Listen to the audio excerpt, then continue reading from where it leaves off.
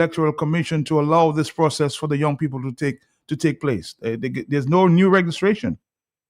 I think that is a violation of our laws, and it requires legal redress. So we in the United Workers' Party is exploring that possibility, and I believe that is the way to go. But overall, Matt, this confirmation process that is going on is really a machination of Skerry to steal the election. And I believe we all will agree in the whole of Dominica, no matter what political side you are, what your academic background is, what your professional background is. A total re-registration of Dominican voters would have been done in 3 months at half the cost that the government is enduring, and people would have more motivation. It is already an illegal matter to prevent a young person from registering to vote to express their human suffrage or their franchise. It is also illegal to allow somebody who has already voted in an election to not be able to confirm their votes, to vote again and exercise their human suffrage by placing criteria strategically in place to prevent them. Like, for example, that they must have a social security card, or they must have a passport, or they must have a driver's license. And when you could have done that before, you got on the list before with just your birth certificate and somebody to ensure that they know you and to identify you with the proof of residence and so on.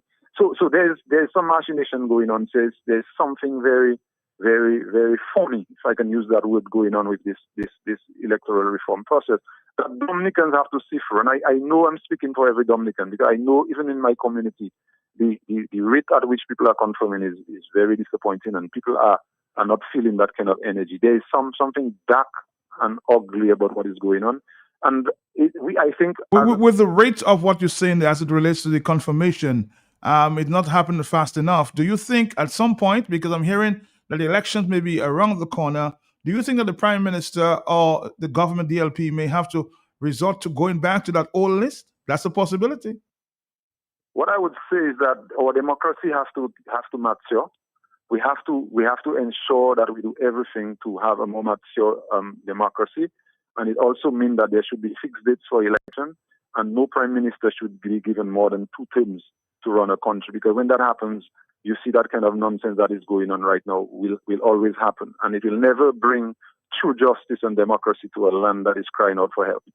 So I believe an alternative government like the United Workers' Party will definitely ensure that legislation is put in place for a fixed date of election, so that people know exactly when election is being held, where they can vote, how they can vote, and also to ensure that no leader can use Dominica as their backyard where they can play football and cricket and domino and everything at the same time.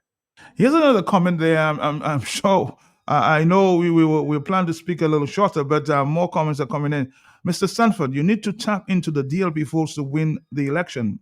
Bro, DLP supporters love their Prime Minister more than their lives, their family, and Dominica. Your entire team, meaning the United Workers' Party and the opposition supporters, need to be on the ground. Do you agree? Definitely, and since I have taken the office of the president of the party, we have ensured that we have been on the ground at every opportunity we can. We have been to Casablanca, we have been to Daly's, we have had meetings with selected people in other constituencies, Salisbury, etc. And we are planning this rally, after which we definitely have to find ways to go onto the ground. We shall be in every village. We shall be in every hamlet. We shall be in every door possible in the constituencies. I do not subscribe to the description that the Labour Party supporters love their Prime Minister more than themselves. I don't think that is a fair analysis. I believe we all in Dominica, whether you're a Labour Party or UWPID or any other political party you are affiliated with, you love Dominica more. You love yourself, your family, you love your God, and then you put people in position to help improve your situation. And some people take advantage of that, and they manipulate you, they instill fear in you, they discriminate against you. And some people are fearful, and as such, their decisions are being controlled by the level of fear that is instilled in their minds. And we are saying we have been liberated from that kind of enslavement. And we have the power in ourselves. Whether you're a Labourite or not, you have the power in yourself to liberate yourself from that grips of that the current government have. Not because they have done well. We have seen their recklessness. They have not genuinely built any industry in Dominica that is sustainable. They have just sold the sovereignty of our country, the passport, and squandered the money. And we've seen a lot of what is happening now is coming to bear its eggs on us, and people are scared, people are frightened.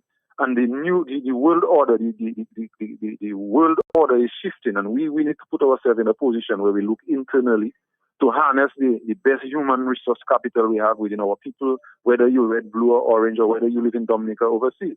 And we also have to look at our environment to see what are the resources that we can use to build lives and wealth without necessarily degrading and destroying our environment. So it's a time for reflection, and I don't think emotion of love and so on will cut it. Our people have to be more critical, and we as an opposition party and we have a right to meet these people at that level and instill in them that level of critical thinking and analysis to make decisions based on policy actions and real life situation instead of just emotions like love and that nonsense. Okay, well, thank you very much. Actually, I'm reading. I don't know if you got a copy of this letter that was written by, I think, Mr. Gregor Nassif, as it relates to the registration. I'm sure you should get a copy on that. I may want to ask you about that sometime in the near future, because he's very disappointed with the registration and non-registration taking place for new voters. So he's saying, that has to change. That has to change. Definitely. This is an attack on our democracy. This new process of confirmation and the non-registration is a blatant attack on our democracy, and every Dominican need to raise their hands and voices against that. And I will be joining and my voice to that. Not feel free to call me anytime. I'm always available, and we can have a further discussion and conversation about those matters. All right. Thank you very much. Thank you very much for having me again this afternoon, and I encourage everybody to come down to Grand Fond on the 1st as we engage with them in positive conversation. Thank you. Thank the President of the United Workers' Party, Claudia Sanford. Actually, I was sent a copy of this letter that seems to be circulating by businessman Gregor Nassif. He's the CEO of Fortune Hotel and Secret Bay. I'm going to see if I can read a part of that. It says the success or failure of Dominica's electoral reform process will ultimately rest not on legislation alone, but on whether it inspires public confidence and broad participation. Central to that confidence is a voter registration system that is accessible, transparent, and continuously open to all eligible citizens. It is my understanding that the current voter confirmation process commenced on October 15, 2025, and is intended to run for a period of 1 year. Under the process, persons previously registered are required to confirm their details. However, voter registration for persons who wish to register to vote for the first time has always been and must remain an ongoing process. This legislative requirement and legal mandate, Section 17(1) of the Registration of Election Act 2025 provides that there shall be a continuous registration of persons qualified under the Act to be registered as electors. Against this background, I am very surprised to my experience when I attempted to register to vote. On Monday, January 12th, I was informed that the new registrants were not being accepted because the required software or technology was not ready, and that officials were therefore unable to process first-time registrations at this time. As someone who was out of Dominica for the better part of 40 years and back now for 15 years, it is long overdue that I become a registered voter. My experience raises questions. At the moment, when electoral reform remains a highly sensitive and contested national issue, any interruption or limitation to voter registration, particularly for new voters, risk undermining public trust. Administrative or technological delays should never result in the effective supervision of a citizen right to register to vote. If new voters are currently unable to register, then temporarily this appears to be contrary to the principle and indeed the legal requirement that voters' registration should be continuous and inclusive. It is important that the public receive clear answers to some fundamental questions. Are these new registrants legally permitted to register during this reform period? If so, on what lawful basis are they currently being turned away? A public statement from the Electoral Commission is clearly required. Electoral reform must not only be fair, it must be seen to be fair, ensuring that voter registration functions smoothly, continuously, and without barriers is the most basic test of that fairness. It is if we are serious about strengthening our democracy and about ensuring that the current reforms are meaningful, there's no eligible Dominican should be told for any reason then he must wait to exercise the most fundamental rights.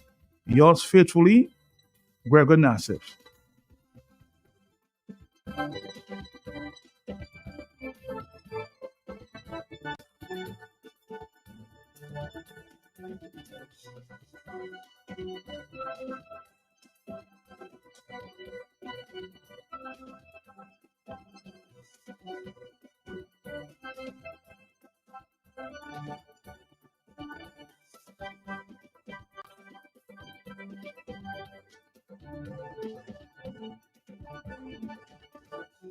Hello, talk to me on the telephone. Yes, good afternoon. Yes, Yes, Matt, good afternoon. good afternoon. I want to talk about that electoral reform thing. Yes. Labor rights just say that the Prime Minister is loved. Security is loved all over. Why not just let all Dominicans in Dominica have a full re-registration? Why all that cocoa macaque? No, the Prime Minister needs to get serious. Matt, do you agree with me? Yep. Because, he knows that this thing about reconfirming this and that is to stall the process. And then after now, he's going to go back to the same old list. That's just a stalling process for the Prime Minister, Scare it? No. Dominicans on the ground fed up of him. They fed up of the Finance Minister. They fed up of Vince. They fed up of all of them. So he just trying his best to just frustrate the Dominican voters. Now, in my opinion, let us deal with him. He wants us to reconfirm. All opposition members, everybody, supporters, reconfirm. Do his thing. Let us play the game with him because that is what he wants. And he know he frustrated, He trying to frustrate us Dominicans. Okay, thank you very much. On the telephone, yes, we just read a very interesting letter from Gregor Nassif there as it relates to new voters. Are you there? Yes? Yes, madam, dear Matt. Yes. Good afternoon. Good afternoon to Matt, you. you remember when the lady was excused some time ago? She said they were ready. You remember she said to us that they were ready, everything was in place? Yes. When the two commissioners said that they were not ready, we came and she said, no, they were ready. Now, if you are ready, how come you cannot register new voters? So it means that you're not ready. So she did not speak the truth to us, but they are not up now, they are not ready. But come on, man. Well, you just heard from Mr. Gregor Nassif, who says, he's very disappointed that he came to register. He has been out of the country for almost 40 years, and he went to register, and they're saying that the process is not ready. So, other people are observing now. Let's see if we can take a...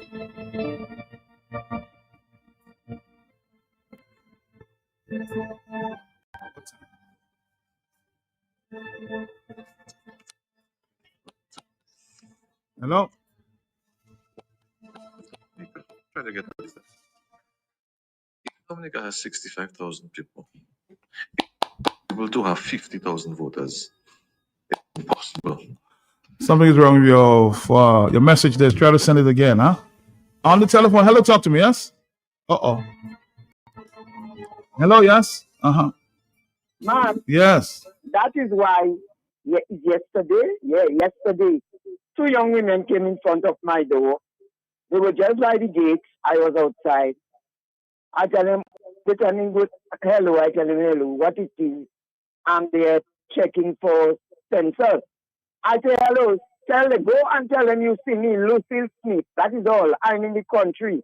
But now is not the time for that. Now is the time for electoral reform, whatever it is. Thank you. All right, thank you. On the telephone. Hello, talk to me, yes? Hey, Mr. Salve, blessings to you, sir. Blessings to you, sir. Mr. Claudius, blessings to you and your wife. Your wife has taken care of me a few times at the hospital. And I notice you're a polite kind of guy. Matt, you there with me? I'm right here. And quite reasonable. But you're missing the point.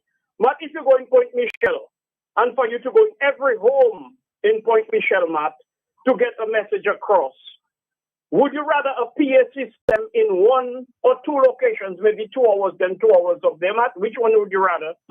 2 of them. A PA system, so you have an open mic where people can talk, engage them. All you have to educate is not you necessarily to listen to the people, or you want to talk to them all the time. Listen, Matt, if I get cut off, I'll call back. I want to make a point. You there with me, sir? I'm right here. Yes, sir. Listen to the people. Get a PA system with an open mic policy. Go around Dominica, engage the people in conversation. Too much of all you talking and listen to them. Matt, labor rights no longer like scary. Matt, these guys saying they're on the ground, but they got people home and have a casual conversation. But Matt, to deal with the people day by day and they know blessings and talking to blessings and telling no for you WP to press the button, stomp on the tail, everything is happening, is now the man fighting. Matt, are you there, sir? I'm still there. Why I'm not there? So, Why you think I'm not? I want to tell my brethren Claudius, Dr. Fong, even all of you may pray, but trust me, all you're not listening. Matt, check the word militancy, although it has violence in it, but it can be you have it have confrontational and aggressiveness and all of that. But it doesn't necessarily mean you have to be violent to be militant. No, them men are laid back. Look at Greg Onassis. All of them have to talk, and I want to give thanks to him. But the oppositions, Matt, whatever they are, Matt, these guys think is marble square, marble hole, and not, Matt, you already play not zigzag zabat. So blessings. Somebody asked me to ask you that question as well. If you, of course, singing the praises, singing and insisting that the opposition guys do their protesting or be more militant. Why don't you stand somewhere? Why don't you stand somewhere and start the ball rolling? Somebody just suggested that to me. Tell them surgically remove the legs and give it to me. Wicked are the wicked in that country. Oh, you know what I go in front, what I've been through? Also, Matt, to tell you the truth, I'm not going to tell people more than I lost my 10,000. I'm still suffering. Are you there with me, Matt? I'm right here. So when these criminals can sit down and say, oh, why blessing this and that and why blessing you, already risk my life. Police busting bullets on High Street. Everybody run. I tell them, look the target. Because I burst so much bullets in my life, I am not afraid of gun sound or the noise of guns or police and robots. If you want to do something, if they kill me, don't hit me. But Matt, I am just saying it is insufficient, inadequate what they're doing.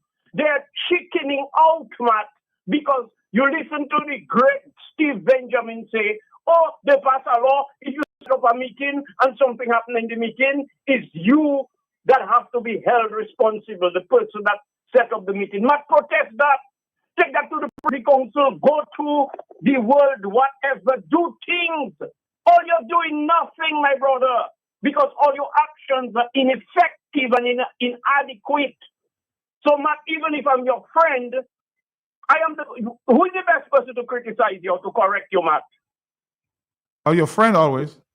Why you have to wait for your enemies to come and tell you what your friend could tell you? That friend is not a friend. So I am just saying, my brother, in the heat of carnival season, after how many years, no thing like that, Thompson has in carnival, who advising them, carnival season, to have a convention and in Grand Fork. My brother, all your looking things do for there, yeah. And Matt, can you play that guy for me, Gypsy? We are the children of the revolution, where our ancestors stopped. We are not picking up. We think it's one battle and it's done. No, life is an eternal, you have to be eternally vigilant and militant You think it's one battle and stop? I hear man crying, oh, or you want them to arrest us. That's the best thing to draw regional and international attention to Dominica. They have a whole pile already, man, in their files. Now is the time, man, getting forward. And come on, not thank you. Thank you very much. Thank you. Thank you.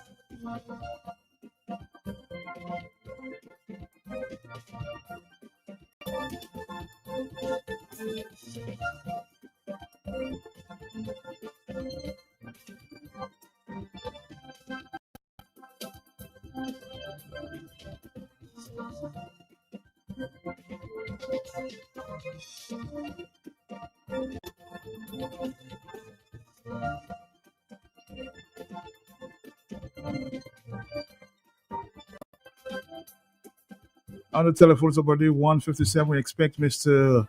Francis in a minute. But we have a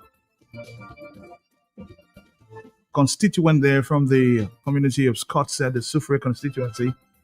I want to speak quickly about sustainability and, of course, the electoral reform. Introduce yourself, sir. Yes, my name is Olujide Obonio, formerly Ulrich Del Sol from Abaguen in Scottsdale. Yeah. And this is a very interesting conversation. It's even much interesting coming from Mr. Grigor Nassif, who we well known is one of the best businessmen in Dominica and a very, very good businessman. His father was even a greater businessman than he was. So the issue really at the end of the day can be described very much in terms of what people use, sustainability. But sustainability is just a word people use.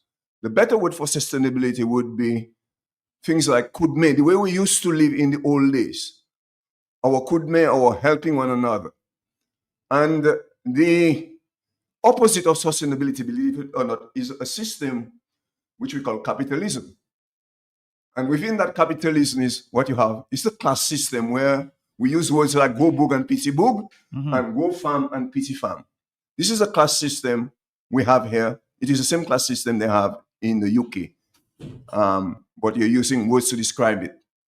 Essentially, the essence of capitalism, what keeps it going, is the electoral system, what we call democracy.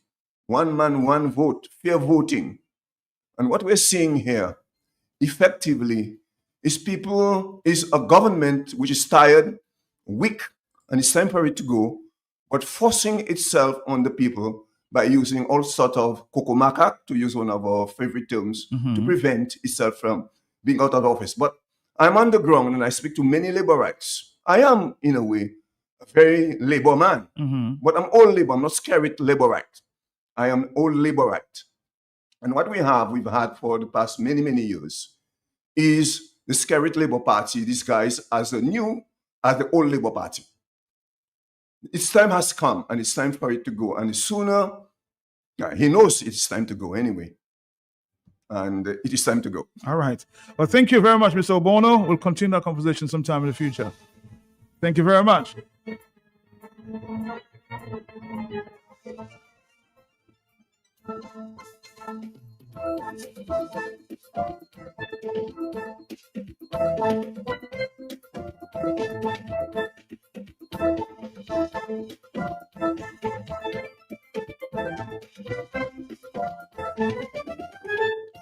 We're going to come back with two members of the United Progressive Party coming on in a few. Stick around. Stick around. Yeah, I wonder who's going to make it through.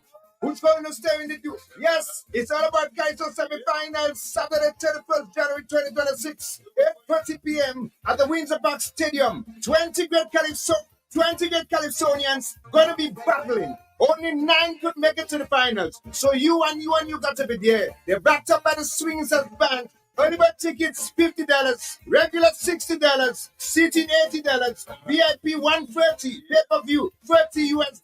Come see who's going to meet the Queen. Guest artists Queen Joy and Booyah Sensation Juan Dan. It's all about Calypso semi-finals, Saturday 31st January, 8:30 p.m. sharp at the Windsor Park. Sponsored by Josephine Gabriel and Company Limited, Coca-Cola, Top Peter Water, Henneken Beer, Flo Dominica, Discover Dominica Authority, Jungle Bay, Domlet, Fresh Market, Do It Center, Big Edge, Becky's Pizza, ICWI, Carry FM, Vibes Radio, QFM, DBS Radio, Adam Songs, The Factory. And it's all here, so there we go. People from the north, south, east, and west, from Grand Bay to Portsmouth, Salisbury to Lapland, Tullamoon, the United Workers' Party presents the massive Grand National Rally, where the Grand Four playing field, yes, the Grand Four playing field, when Sunday, February 1st, 2026. At what time? We're starting from 12 noon with our next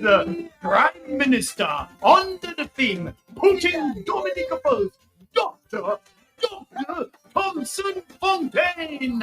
Come be part of great music, real talk, and entertainment. Of course, and great food. Macklin, I find you off that bus serving, Papa. Remember, it's February 1st, Sunday, February 1st, the Grand Four playing field. Putting Dominica first, the United Workers' Party. I see going shopping for farming supplies. So I ask you, what are you doing inside Bloomberg? Do you have a farm? You tell me, that's how it has sought. I've been married 37 years. Look at my money farm. They say, no, not woman, like land for farming crops. And then you understand, Bloombox is the most affordable on island. Knapsacks starting at only $57.71. Elsewhere, it's $300 plus. Cutlass seeds, seeding trays, nursery pots, sales of potting mix, all at way better prices than anywhere else. Fertilizers, 3-in-1 multi-tool, and so much more. Located on Federation Drive, Goodwill. Second property on the right after the Valley Link Road and on the corner of Drury Lane and Hanover Street in Rosal. Bloombox. Let's bloom together.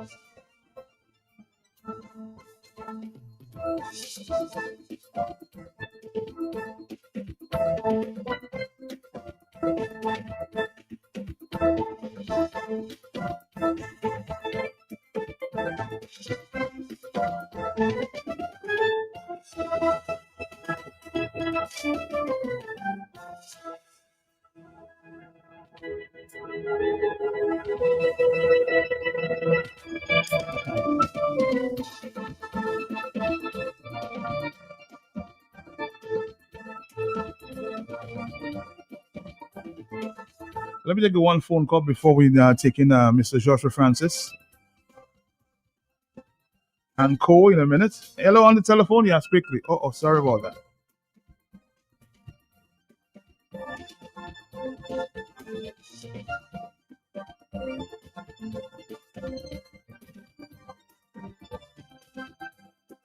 Again, let's take one phone call before we introduce our guest. Are you there, caller? Yeah, good evening. Good evening, Matt. Good day to you. Yeah, I don't agree with blessings about militants in terms of the opposition, because when we realized for the last time when the people were aggressive, Go ahead. Yes. Yeah, I don't agree with blessings about being militant, because the last time the people were aggressive, you give the law enforcement opportunity to come and arrest and say people are inciting violence and all those sorts of things. You know, we have to be smart about it. We have to be strategic. And the people always talking about for the opposition to be on the ground. The supporters of the opposition are supposed to be able to carry out the message of the opposition to their friends and their family, their neighbors. 20 people can only do so much. You understand? We all have to play our part in terms of bringing out the message the opposition bring out to their supporters. You know? And we have to realize it's not the battle of the flesh, but it's the battle of the spirit. So we do all that we can, and we hope that God will allow us to go to the end result that we are looking for. Yeah. In other words, you're saying the people have to stand, not the opposition and being militant. Because in China, as I just indicated to Blessings, the big protest that took place in China started with one person. So somebody can start on their own. So let's see what happens in the future. Thank you very much. Thank you.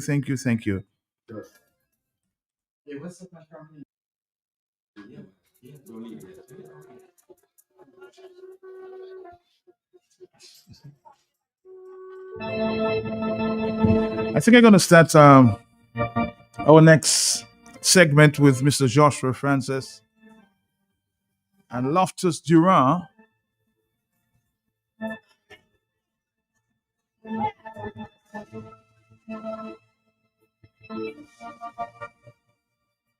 With the letter I just read from Gregor Nassif, which seemed to be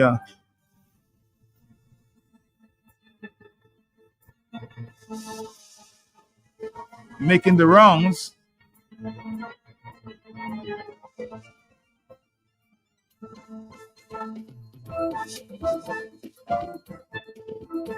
It reads, and of course I'll hear Mr. Loftus and Joshua Francis comments as we can start this discussion here. It reads, Dear Editor, the success or failure of Dominica's electoral reform process will ultimately rest not on legislation alone, but on whether it inspires public confidence and broad participation. Central to that confidence is a voter registration system that is accessible, transparent, and continuously open to all eligible voters or citizens. It is my understanding that the current voter confirmation process commenced on October 15th, 2025, and is intended to run for a period of 1 year. Under the process, persons previously registered are required to confirm their details. However, voter registration for persons who wish to register to vote for the first time has always been a must remain an ongoing process. This is a legislative requirement, and legal mandate section 17(1) of the Registration of Elections Act 2025 provides that there shall be a continuous registration of persons qualified under this act to be registered as electors. Against this background, we'll continue in a minute.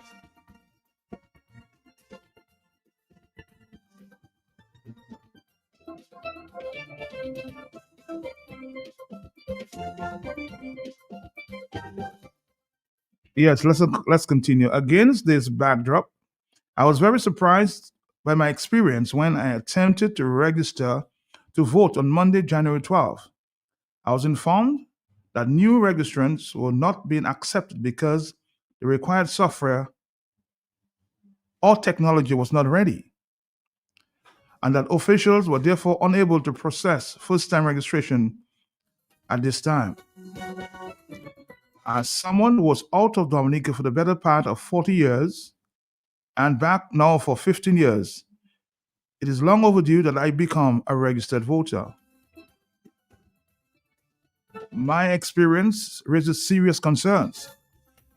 At a moment when electoral reform remains a highly sensitive and contested national issue, any interruption or limitation to voter registration, particularly for new voters, risks undermining public trust. Administrative or technological delays should never result in the effective suspension of a citizen's right to register to vote. If new voters are currently unable to register, even temporarily, this appears to be contrary to the principle and indeed the legal requirement that voter registration should be a continuous and inclusive. It is important that the public receives clear answers to some fundamental questions. Are new registrants legally permitted to register during this reform period? If so, on what lawful basis are they currently being turned away? A public statement from the Electoral Commission is clearly required. Electoral reform must not only be fair, but seem to be fair, ensuring that voter registration functions smoothly, continuously, and without barriers. It's the most basic test of that fairness. If we are serious about strengthening our democracy and about ensuring that the current reforms are meaningful, then no eligible Dominican should be told for any reason that they must wait to exercise their fundamental civic rights. Yours truly, Gregor Nassif. That's the comment there, and an open letter there from Mr. Gregor Nassif. So we have two of the officials there of the UPP, Mr. Joshua Francis and Loftus Durand. Gentlemen, you have heard the comments there, the letter there from Mr. Gregor Nassif. Your take. Let me allow Mr.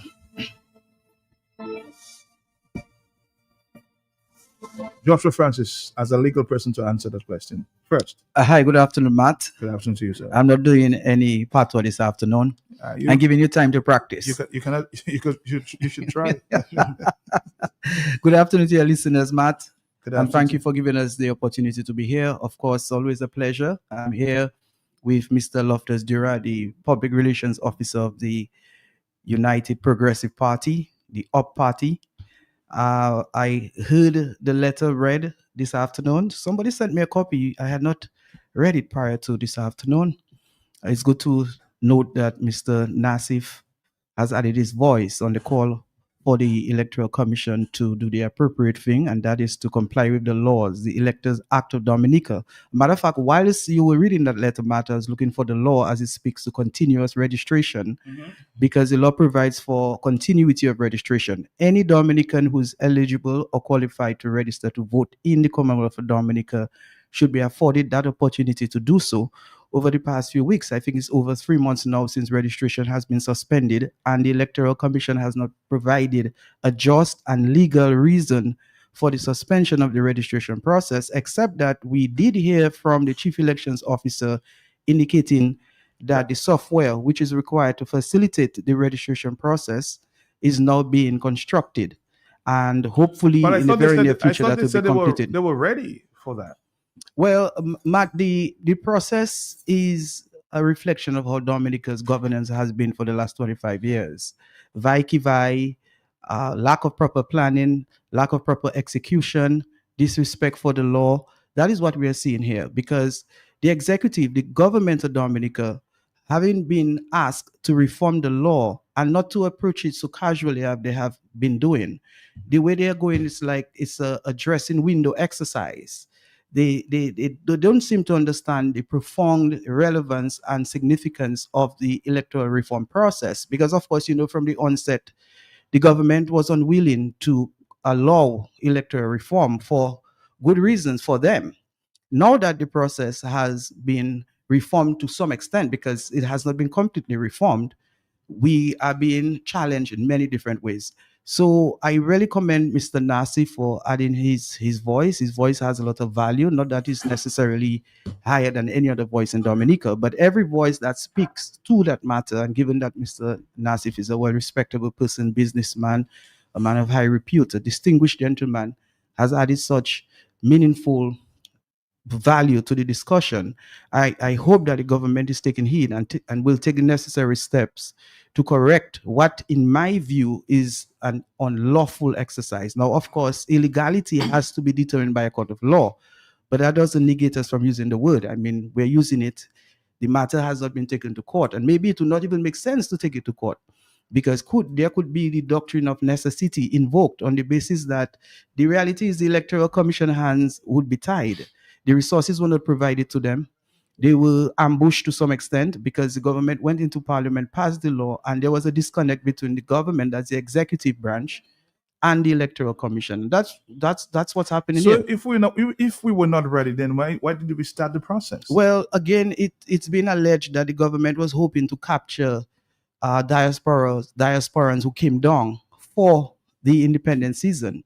And that's how they operate. It's politics before the people of Dominica. And of course, that failed, and it failed miserably. You heard Mr. Nassif in his letter making a very profound point. That is, there seemed to be a lack of confidence on the public. And you hear it on the ground, because we, as members of United Progressive Party, we have been on the ground. We have been encouraging people to confirm to vote. And some people seem very reluctant to go through the process. Now, that process could have been much simpler. But again, the government has not acted in good faith to maintain our democracy. They want to continue to perpetuate governance in Dominica, and in so doing wants to steal, wants to pass through the back door, want to be engaged in illegalities, looking for areas where they can manipulate the system, looking for loopholes. So we know that this government never acted in good faith. You have any insight as to when that registration will start for new voters? Well, I have been paying attention. I have been communicating with persons who were involved in the process. And from what I was told, it's in action. Nobody has been able to say with definite conclusion that this is going to happen in a week's time, in 2 weeks' time. I'm being told, oh, we're working on it, hopefully soon. After your comments? Yeah, well, Matt, let me say a special good afternoon to you and your many listeners here and abroad. Like Joshua said a while ago, I too am using the hat this afternoon as the Public Relations Officer of the United Progressive Party. Mm-hmm.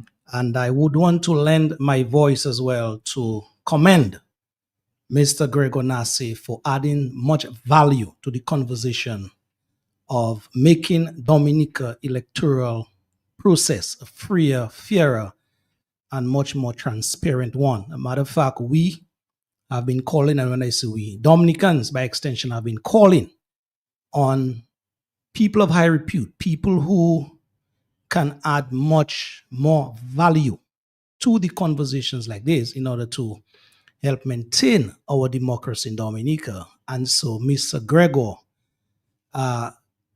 stood out in that department, and we from the UPP's end only want to thank him and ask him to continue in that vein, because his voice for sure, as I said before, is one that a lot of people look up to and listen to. So you think the government should listen? Obviously. All right, let's continue the discussion. Of course, this morning was a very interesting conversation as it relates to unity of the various opposition parties on the ground. And people were saying that you should use the word accommodation. Some people said unity. And some people said the United Workers' Party should lead the charge and you guys should join going forward. What's your take on this unity issue, re the opposition? Well, Matt, first of all, we have placed on public record, and when I say we, I'm talking about the organization, the United Progressive Party, on public record that we are prepared to work with every entity, every person, whether artificial or natural, every force, every human being, anything and everything that opposes the government of Dominica and to replace this government with a new government at the next general election. So not only we have said that, we have demonstrated and manifested our willingness to do so, where we have spoken on joint platforms with leaders of the Dominica Freedom Party and the United Progressive Party. So I'm not too sure exactly what some callers are asking for, unless if they want us to be subsumed or to be absorbed into the United Workers' Party or vice versa. Now, that is not going to happen because you're looking at two different entities, two different organizations. But what we can say to the public is not only we are prepared to work together, we're prepared to collaborate at every level. Unity must not be misdefined. That when you talk about unity, you're talking about conformity. There are two different items when we look at unity, conformity, and also the bottom line is that we're going to collaborate. We will do so at the appropriate time. Maybe people are hastened to see certain things, but we must allow things to happen organically. It's a system, it's a process, and it's happening. There's a common objective, there's a common goal by opposition or in or within opposition and forces. the goal is to remove this government. And that's the bottom line. And we must celebrate the fact that the opposition forces are willing to work together. As we speak, we can see that kind of machination happening in Barbados. A snap election was declared in Barbados, and the opposition forces decided to enter under one umbrella for the purpose of removing the Mia Mottley government. So something like that definitely will happen in Dominica. As to the terms and references, in time, that will happen. You see more of the call for unity with this new leadership of the United Workers' Party? Well, definitely. We're not here to judge, the previous executive of the United Workers' Party to what is happening right now. We're just happy to note that the leadership of United Progressive Party is willing to work with other opposition forces. And that does not only include political parties, that includes civil society as well, because there may be certain entities, civil society, that are interested in having a replacement of this government. And they too would be willing to put their energies into the process. So that is that's happening. I think right now we should really call to order every Dominican to come together and to add energies to remove this government. Of course, we're not here to force. I see the same happening in St. Kitts. The opposition parties are all coming together. Well, Matty, that's happened in several jurisdictions. It has happened in Dominica in 1999. So why in Dominica some politicians seem to be marking time? In other words, they're dragging their feet with that process. Well, any politician who has a mindset whereby they're not prepared to work with other entities, they are stubborn, then maybe these politicians are not putting Dominica first. We are looking at a Dominica Labour Party that is entrenched, and to remove it is going to take a lot of work, a lot of hard work and smart work. And part of the hard work is for all of us to come together to win labor rights, to win those who are sitting on the fence, to win the neutrals, the independents, and convince them to remove this government when the time comes. Lofty, any thoughts? Matt, personally, the call of unity, working together, that based on my operations on the ground, Matt, because you know the type of work I do, I go all across the length and breadth of Dominica on a daily basis. And I keep in constant contact with people, conversations with them. And this unity call has been and continues to be a clarion call from the people on the ground. So it is not the leaders of political parties that dreamt about that and is trying to force that on the people. Dominica has been in a situation in terms of being very stagnant. The economy, people's livelihood, the whole socio-economic situation in Dominica as well. It is very poor. And so having gone through and still reeling through that after 25 years, Matthias PLT, that is quarter a century talking about. The people, the electorate, have been saying it is time to do something different in terms of the opposition forces doing it in a much more united, in a much more transparent manner, in order to accomplish the ideals or the objectives of basically removing the DLP cancer that has been on the Dominicans' back for so long. And it is by these words that we, the leaders now in these different political organizations in the opposition, we have heeded those calls from the people and are doing what we can reasonably, that is, in the scheme of things, to make it happen. And Matt, if you know me very well, I calculate my moves, and I will never be a betrayer of the people in terms of the trust. I have preached for that thing a number of years, and so I am prepared to put my money where my mouth is, put actions where my words are. And I am saying, if that was not crystal clear in my mind in terms of that unification effort, I would not be sitting here today. All right, I think somebody disagrees with Joshua. Let me read that. I am no lawyer, but I do not agree with Josh on the use of doctrine of necessity when an established system is dismantled by the guardians, party managed, and a self-created constitutional crisis to then use this maneuver. This would be going down a dangerous road of allowing dictatorship. Any people should not allow to be processed to comply with rules, laws, or constitutional requirements. If the government cannot do work for the people, then it should resign. All right, so Matt, let me explain what has happened, and the explanation we have gotten from the chief elections officer is for the public to judge. Yes. The chief elections officer on one of your programs made it clear to the world that the software which is required to capture the pictures, register the pictures, and to show the pictures of every new registrant is not ready, as it were at the time when she spoke with you. Now that's clear. There is a new law. The antiquated law has been done away with. There's a new Electors Act, and it provides for photo IDs. And if the electoral office has not been armed with the necessary software to make the ID available, then that is what it is. So even if we were to go to court and the court declares or the court rules that the failure of the Electoral Commission to facilitate registration in Dominica is unlawful, the next question is, what remedy would we be seeking? Yes, the court would make that declaration, but what would be the remedy? It goes back to being practical. The court may provide a deadline by which the government should make that resource available to the electoral office, whatever other resource that is meaningful and must be added to allow the registration process to take place under the Electors Act. That is what it's going to do.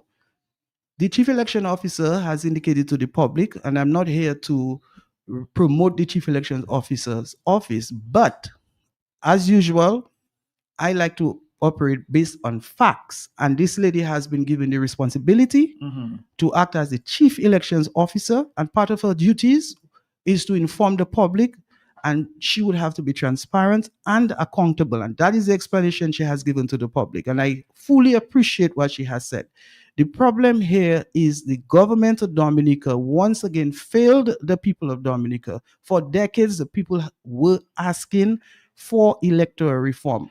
We got some kind of electoral reform, and even when the government decided to go ahead to allow this new Electors Act to move into motion, it did not provide the necessary resource to the electoral office. So that's another reason why we must reject this government.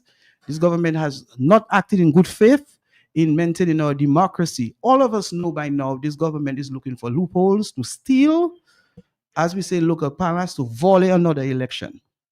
That's the bottom line. And you have no doubt about that. But I have no doubt about that, Matt. I am a political victim of the illegalities and irregularities commissioned by this DLP.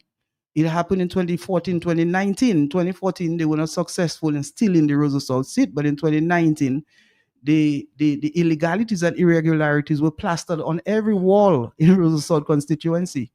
And the DLP would be happy to look for more flaws to steal more elections. So there has not been good faith demonstrated by the executive of Dominica. So it is for the people of Dominica now to continue to put pressure on this government to do things appropriate. But right now, we just want an election, Matt. That's what we want. We really want an election, because none of those things are going to change. We're not going to see accountability, transparency, viability, buoyancy of the economy, increase in exports, more jobs created, higher income, an increase in the private or the expansion of the private sector, just to name a few, improve in Dominica until and unless there's a change of government, and that's the bottom line. Given the dynamics on the ground, projects like the geothermal, we have the cable car, we have the marina down in Portsmouth.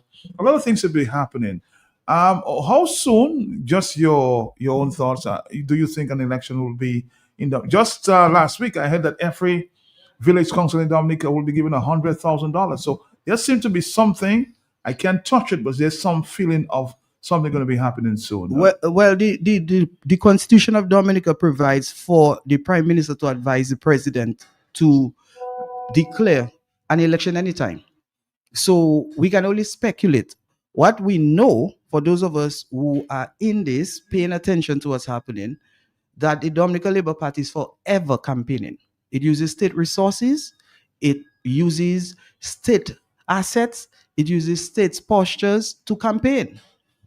And that is why there is a blur between the DLP and the government of Dominica. That's how our democracy has evolved.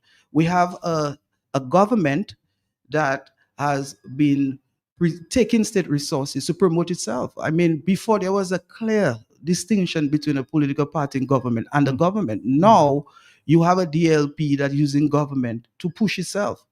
So on the question of when there'll be an election, it could be anytime. I mean, the Prime Minister would be shaking in his boots. He's seeing things happening. Don't think that he's not paying attention. He has agents on the ground. He has people who are reporting to him on a daily basis.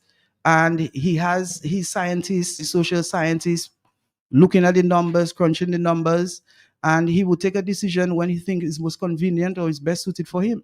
But you know, to call an election. You're making that point, but I've been told by many that the confirmation or the confirmation process is not going that well. We've just had over 10,000 people who have confirmed to vote, and that process, as I said, is not going too well. So people are sort of reluctant with that confirmation process. Yeah, well, so it means if that continues in that way, it means that we may have to go back to that old list. Would you be surprised? Well, yes, if there's an election within the next 12 months, because the Electors Act provides for 15 months maximum, initially 12 months for the confirmation process, and the Electoral Commission under the new law could extend for a further 3 months. If at the end of the 15 months, because I'm assuming the 3-month extension will be given, or within this 15 months, the Prime Minister thinks that is in his best interest and his party's best interest to call an election, he will do so. And if he does so, then we have to revert to the old list. And as to whether that happens is for Dominicans to decide. Whether we allow an election to be called on the old list. I just want to ask a question. It's not like a redundant. Do you think that might or will happen? Of course, it's possible. It's possible. The law provides for it. It's possible. Even the Electors Act speaks to that. If all that talk of the electoral process. Yes, with all that talk, remember, I mean, that talk has been around for a long time. You know, the United Workers' Party chose not to participate in the 2022 election because of that very reason. Because this is a Prime Minister who had given the public the undertaking that the Dominica Labour Party government would reform the laws before we moved into the 2019 election. We moved into 2019, and then the year comes 2022, and we were under the old list. So it will not be surprising to me if the Prime Minister shows the audacity in declaring another election on the old list. This is possible. Let's listen to that voice. We'll come back to you after. Yes. Matt, good afternoon to you Good and afternoon your to you. guest in studio, as well as all Dominicans.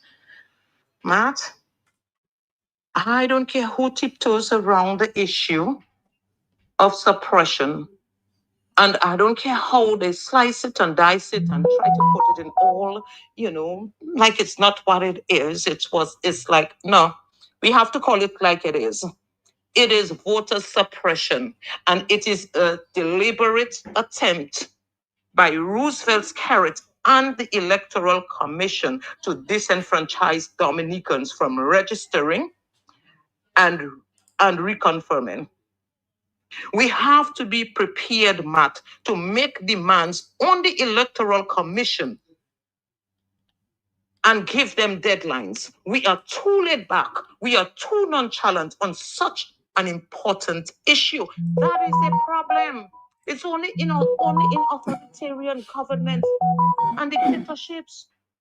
Deliberate attempts like that to suppress and disenfranchise the vote. is done. It is deliberate, Matt. How can you disenfranchise indigenous Dominicans from registering and from reconfirming?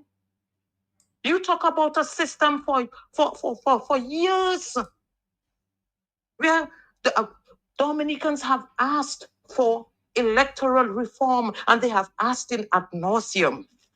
You did not give them electoral reform, but you called how many elections? Snap elections. I would love to see this man call elections again if he's out of his mind. Or maybe Dominicans are out of their minds to sit there and allow Roosevelt Skerrit to announce another election in Dominica when he and the Electoral Commission have hijacked and aborted the process of new registration and reconfirmation. And the political parties are getting prepared. So what are they going to do if Roosevelt Skerrit calls the elections in a situation like that? They will lead the voters to the polls like sheep? Matt, I don't understand how the people are not protesting that, because it is their right. It is their democratic right, Matt. And the people should not remain silent on this issue, Matt. They should show up, speak up, and demand to be registered. Suppression is an anti-democratic tactic, Matt. And that, as I said, is associated with authoritarianism. They talk about something that is a paper or some nonsense. So what happens? Since when is Dominicans accustomed of voting through what? Through what process? Isn't it through the paper ballot? Or is it through electronic voting system? How? What are the excuses?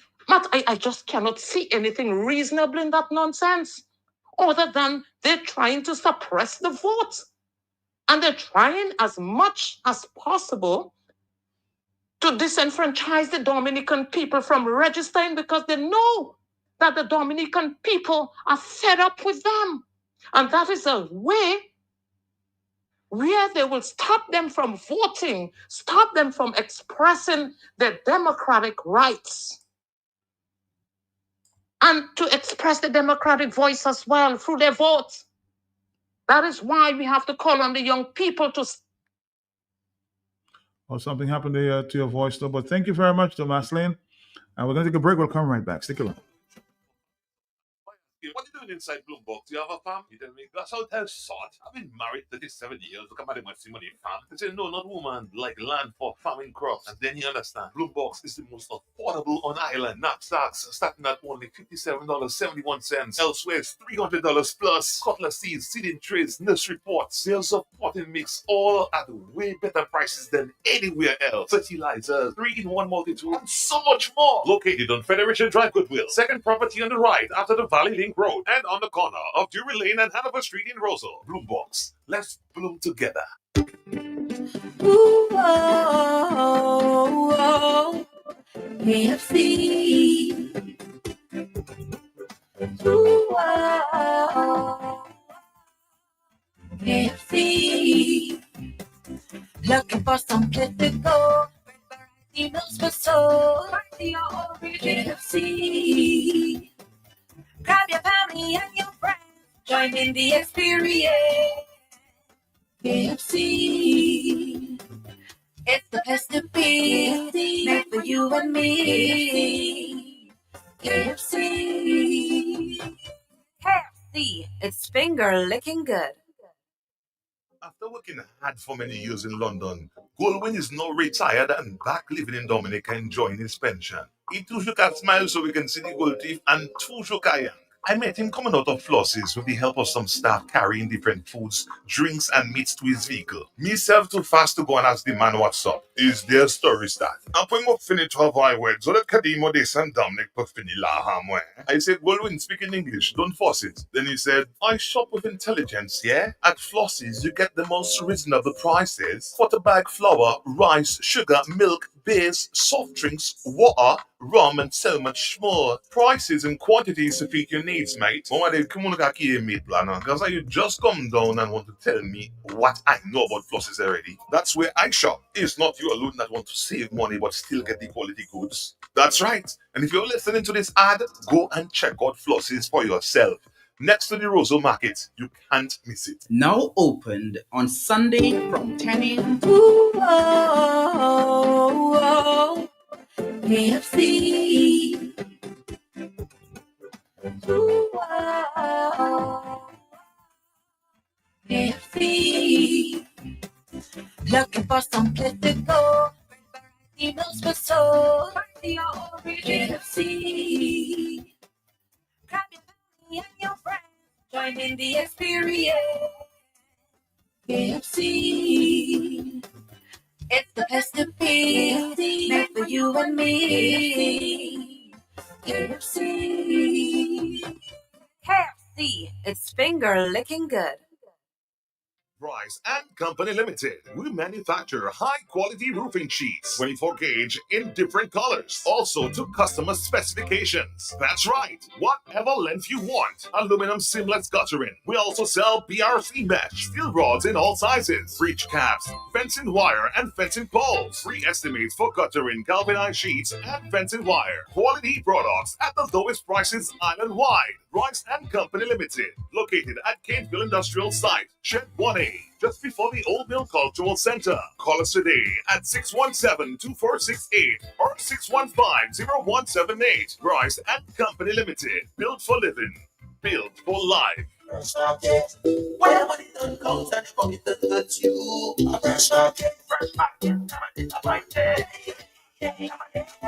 We are open 7 days a week with the top of the line products. We're on stock, supermarket and pharmacy, health and beauty care, fresh produce and meats prepared daily, hot and cold kitchen, ready to go meals, sandwiches, salads and desserts at your fingertips. Easy access, located on the bayfront, environment friendly, and our staff are approachable and ready to assist. Have you figured out who we are? You got it. Fresh your one stop. Where money don't count and your pocket doesn't hurt you.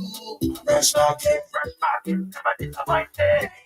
Oh yeah, so there we go. People from the north, south, east, and west, from Grand Bay to Portsmouth, Salisbury to Lapland, Tullamoon, the United Workers' Party presents the massive Grand National Rally, where the Grand Four playing field, yes, the Grand Four playing field, when Sunday, February 1st, 2026. At what time? We're starting from 12 noon with our next Prime Minister under the theme, Putin Dominica First, Dr. Thompson Fontaine.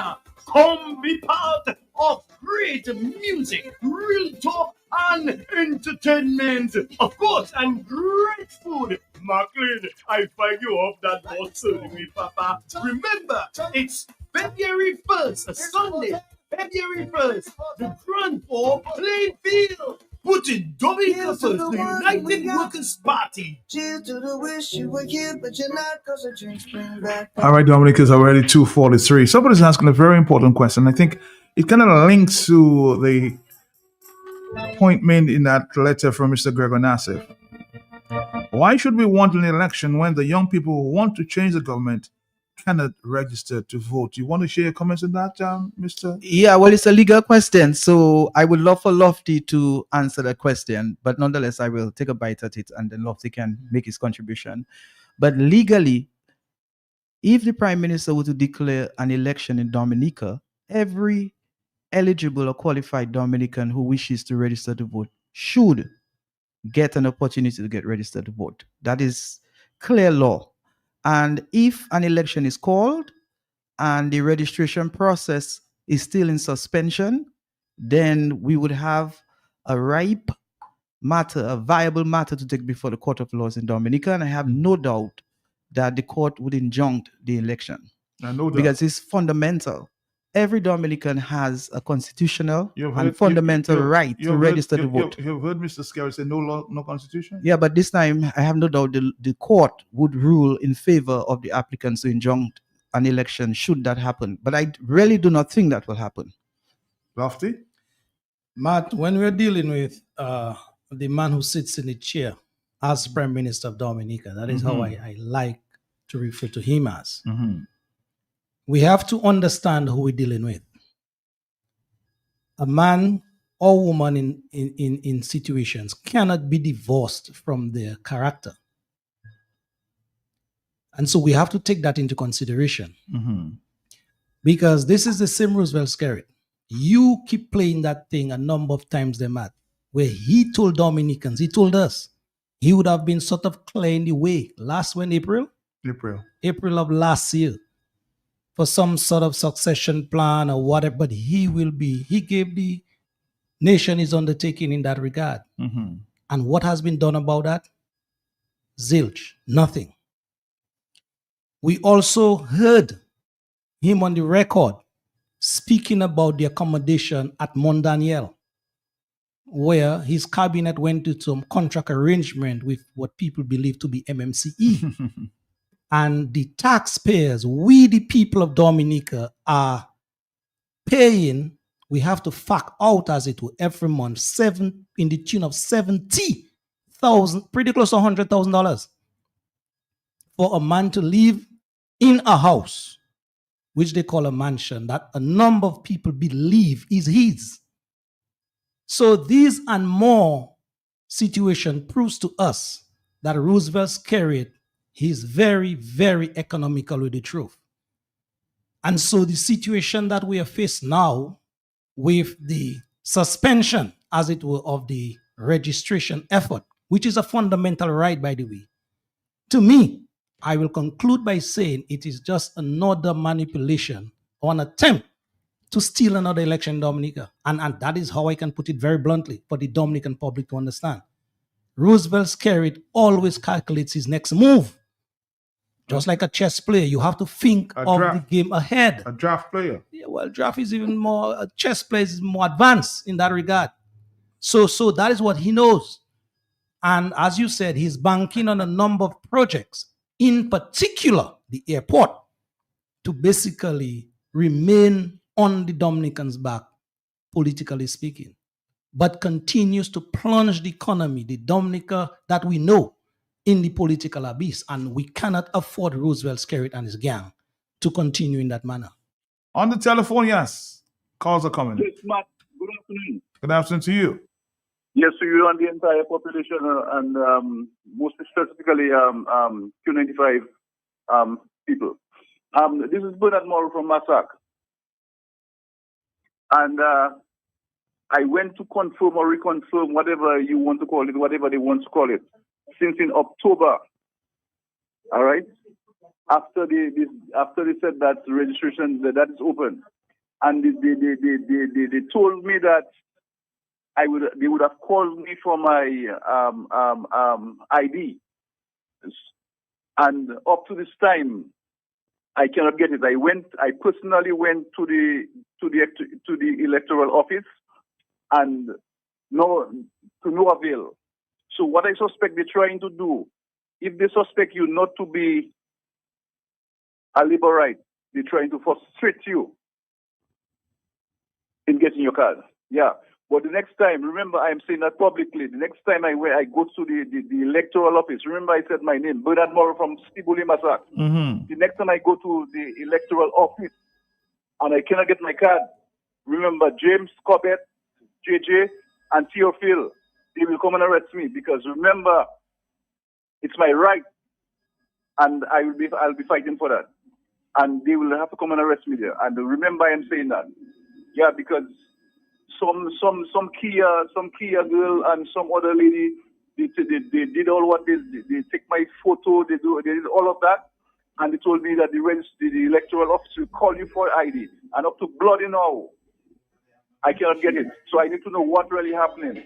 Well, based on what I know, they have not been issuing IDs. I'm sure, Joshua, you've gone to confirm. Well, yes, Matt, I have confirmed. I want to tell the caller that he should not put himself in trouble. The electoral office has not issued IDs. After we would have gone through the initial process, the electoral office then has to go for a verification process. And after the verification process, they will inform the public when they will issue the IDs. So just be patient, my brother. It will happen. And let us encourage every Dominican to go out there to confirm to vote. And those who are eligible to register to vote, let us keep calling on the electoral office to give us a date by which the registration process can be resumed. All right, Matt, the law as it stands is that registration must be continuous. No excuses. This is the law. Therefore, someone who wishes to register should take the commission to court to force action. 44930, that's another point there. 30959697. On the telephone, yes. Good afternoon. Yes, good afternoon. I have two questions for Josh. Well, the first one is, Josh, as a lawyer, can a party have a constitution without having a convention? And secondly, with all this talk about joining, collaborating, unifying, and so, back then by the gas station, I remember you referred to the United Workers' Party as a party of treachery. Earlier on today, I hear you saying that you'll be willing to work with them. Is it that you no longer think they are a party of treachery? All right, two questions for you, Joshua. Yes, and as usual, I'm very blunt. And I wish if that caller would not want to go down that road, because it's more adverse to her interest for me to answer those kinds of questions. But on question number one, let me say, yes, of course, any organization can have a constitution without a convention. Not every organization provides for a convention. So her utterances must be based on her experiences with a certain political party. A constitution basically is just an instrument to guide the organization. And any number of persons can ratify a constitution. It doesn't have to be a convention. So the answer is yes. Mm-hmm. On the second issue, ma'am, I'm not going down that road. You know, the past is the past. The people who are responsible for that utterance when it was made, they know themselves. The people, the players, the actors, everybody who were involved one way or the other with that particular party over the years, they know what they did, what they did not do. So there's no need to go back and to deal with that. We are moving forward. We are part of the United Progressive Party. There's no confusion on the platform. We're not going to be part of any confusion. We are here to serve the people of Dominica, and that's my focus and the party's focus is. So you're focused on and move forward. Yeah, we are moving forward. We don't have time for pettiness and irrelevance and insignificance and trivialities. You know, we really don't have time for that. Our focus is on the people of Dominica, to serve the people. That's the sacrifice that we're willing to make. We are servants. We have given that commitment to Dominica, and we're going to continue to move forward. We are providing an alternative to the people of Dominica, and so far we have done very well. I'm asking a question there directly to both to you and Loftus. Somebody suggesting there, have you guys been invited to this convention there coming up for the? And if you have, would you speak?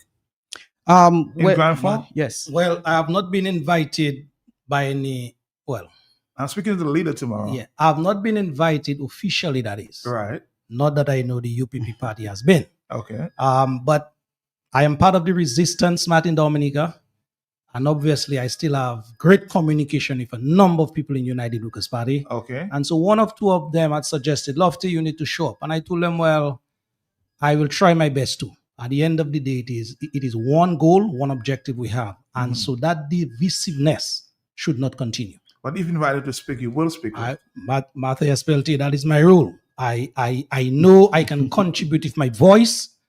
And let me say to... But that'd be a good stepping stone, though, going forward, in terms of preaching the issue of unity. Exactly. And as I'm on that note, Matt, let me say to one elderly lady in particular, because I got a sort of encouragement last night. Okay. Whereby a young lady told me that, Lofty, I'm taking care of an elderly lady. And that elderly lady was pretty close, more red than blood in terms of her support for the Dominica Labour Party. Okay. And it's after listening to yours truly over and over and over, that elderly lady saying she has a change of heart now as to her support. And so that is it's no bragging, it's no boasting. Yeah. That is one of my attributes I know I have. It is to basically convince Eskimos to buy ice. That's a good one. Well, the question to you, Joshua Francis. Politically speaking. Yes, Matt. You want to know whether I was invited? I want to know whether if invited, would you go? When we're in a program here, when Dr. Fountain, the leader of United Progressive Party, invited myself and Bernard Ito to his party's convention. I think so. Yes, it's a fact. He did. And I responded by saying that is something to be considered. Okay. But you have not considered, just said we're a couple of days away. Yeah, a couple of days ago. I may couple make days away. Oh, a couple of days away. I may make an appearance. There's no definite decision as to whether I would avail myself to speak. I have not been invited to do such a thing. You know, I have not been invited formally to do such a thing. Okay. And I don't see it as being necessary at this stage, honestly. I don't see it as a necessity. United Progressive Party is a team of its own. It's an entity, it's an organization. It has its constitution, it has its principles, its ideology, its philosophy, it's developing its party. And I wish them well. They are part of the umbrella of the opposition. And we have a common objective, which is to replace this government. And I think that's where our focus should be and should remain and should progress. On the telephone, are you there? Good afternoon, Dominica. Good afternoon, St. Joe. Good afternoon, Lofty, Joshua, and Matt. Yes, good afternoon. Matt, it's amazing, though. You as an American citizen, you know, when you naturalize, as soon as you get your certificate, next day you could go and immediately you could get your voter's ID card. That's amazing, you know. Dominica is something else. You go there, they watch your certificate, you naturalize. Even before you get your passport, your passport, you know, the certificate, you just issue it, and immediately they take out your photo ID, flags, and they give you just see the thing coming out in the machine. You get your voter's ID, whether you want to be a Democrat or you want to be a Republican or you don't want to be no party whatsoever. It's a choice that you make, and it's amazing that there is so much back and forth in Dominica. You can see crookedness. And I'm going to tell all you know, Joshua, sit down and think of it. The reason these people left campaign financing out of that election reform is for China to participate in Dominica's election. That's where the big money, the largest is. And let me tell you, we need to side with America. Every time we're given that opportunity on the radio, we have to talk about the plight and the suspension and the people that cause us to put. We need to put more emphasis on that struggling situation we have, because every Dominican is feeling it, both in Dominica and abroad. We need to emphasize that. We need to hit it hard, because we will need outside support to take this guy out of power. If we're depending on just Dominicans to do it down there, we have to will and come again. Because the truth about it, we don't have the money to campaign with them. A matter of fact, Labour should not even participate in another election because of the situation. That's meant to say Dominicans still have a heart for those kind of people. So we have to really do this thing and really press home. Sometimes we don't even have to talk about election. We just have to talk about the situation that we're in now. God bless Dominica. Thank you. God bless you. A question that somebody said I should ask both gentlemen. Lofty and Joshua, have you seen the latest list of persons supposedly confirmed? And the second part, I heard it spoken of last week, and it was said that over 850 were confirmed in vehicles, whereas only one in Roseau Central.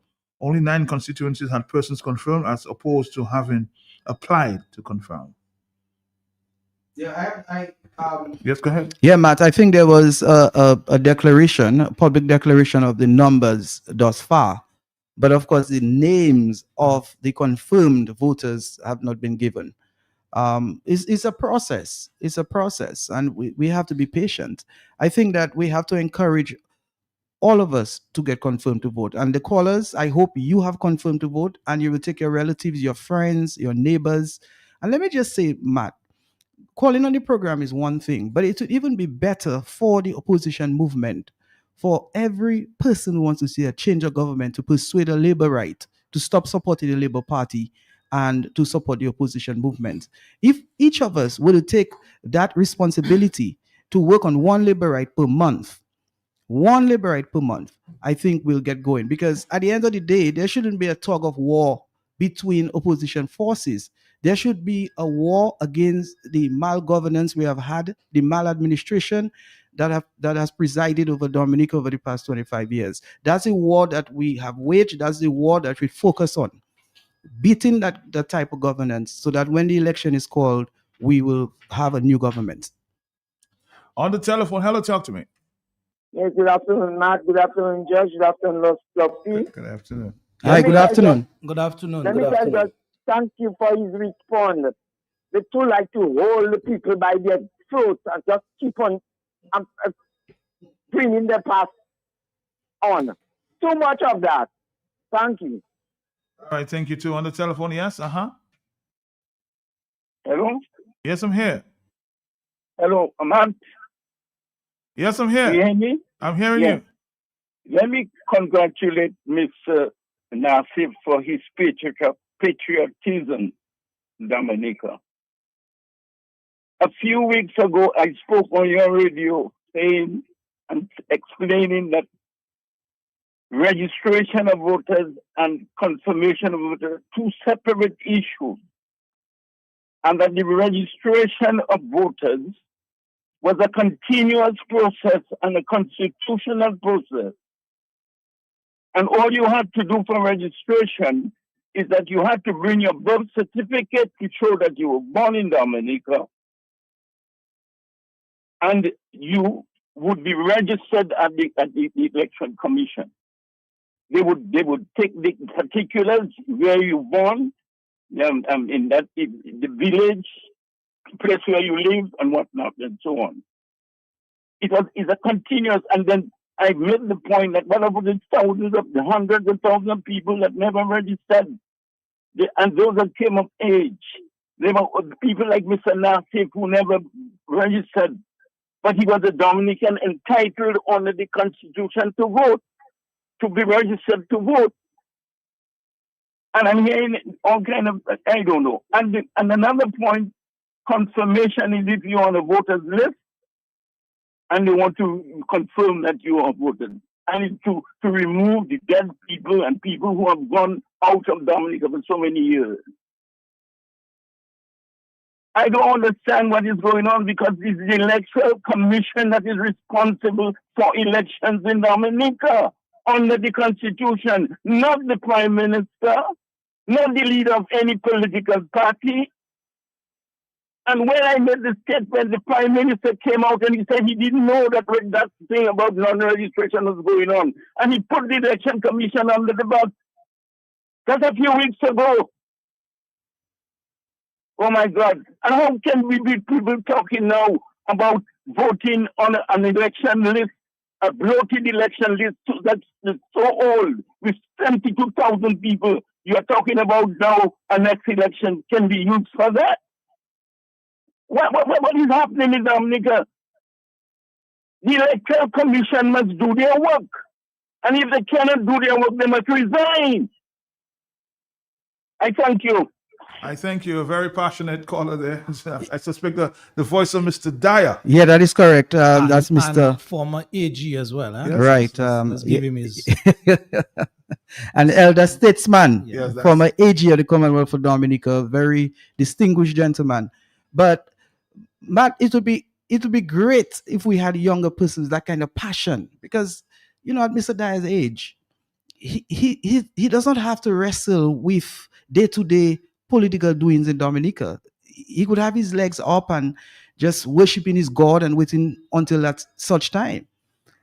But he's so passionate about his country, and the points that he made are very valid. The law provides for continuous registration, and the Electors Act, Section 17, read as follows. It says, there shall be the continuous registration of persons qualified under this act to be registered as electors. Shall be continuous. It provides 4 exceptions.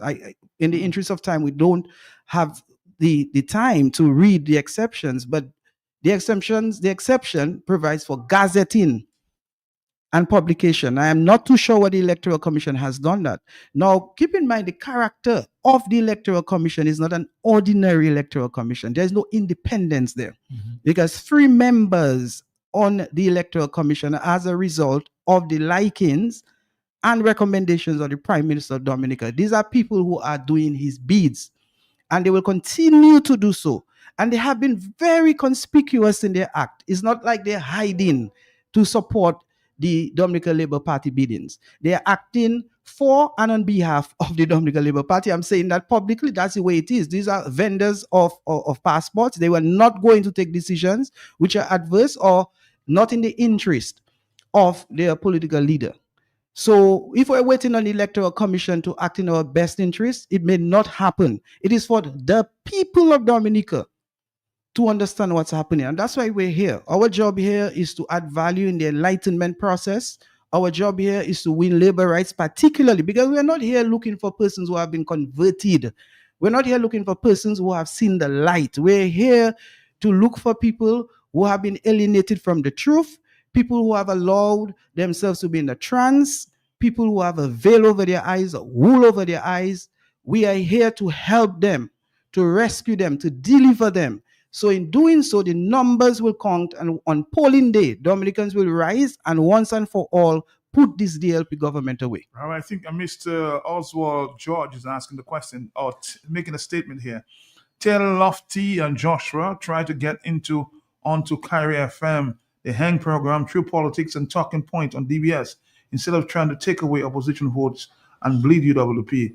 Go on Labour Party radio programs to win labor rights, to join the UPP. Have you been invited to do so? I have been. There has been a flirtation by particular agents of the Dominica Labour Party to appear on his program on Kyrie FM, but that has not happened.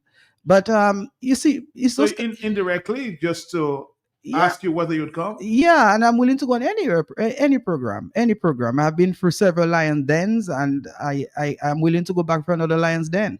You are. Yes, of course, in the interest of Dominica. I mean, I don't play games with people's lives. Politics is a very serious thing. Some people take it as a game. You know, it's a game. It's a game. Waking up in the morning and not having money to buy food is not a game. Having to pay bills at the end of the month is not a game. Having to come up with money to send children to school is not a game. And politicians determine the quality of lives. And therefore, people of Dominica must understand the importance of a vote and understand the importance of paying attention to what's happening around them. And too few people take politics casually. I mean, you just heard a caller. You know, this man in his 80s. And he's still out there crying, pleading, Dominicans, show up. And then you have people in their 20s and 30s, people who are coming, not going, coming in and taking life so casually and allowing this government to keep getting away with transgressions. But we're here, we're standing, we're making this sacrifice, and we're asking Dominicans to support us, to join our movement. Whether you are in Grand Bay, Portsmouth, be part of this. Just before you take another call, Matt, let me just respond to Mr. George, Oswald George, you mentioned his name. Matt, Ozzy and I, we went through a lot in terms of standing up on the front line for the opposition cause and causes in Dominica. So I will not sit here and take a swipe at Ozzy because we are basically in the same boat, all right? What I can tell Brother Walter is that I commend his efforts for coming back in the fold and being ever so encouraged and strengthened to continue the fight to help free Dominica. We are in the same boat together. And like Brother Claudius you had a while ago, the president of the party, UWP, and Brother Benjamin this morning, Steve Benjamin, former PRO, and others who kept calling for support at the upcoming rally.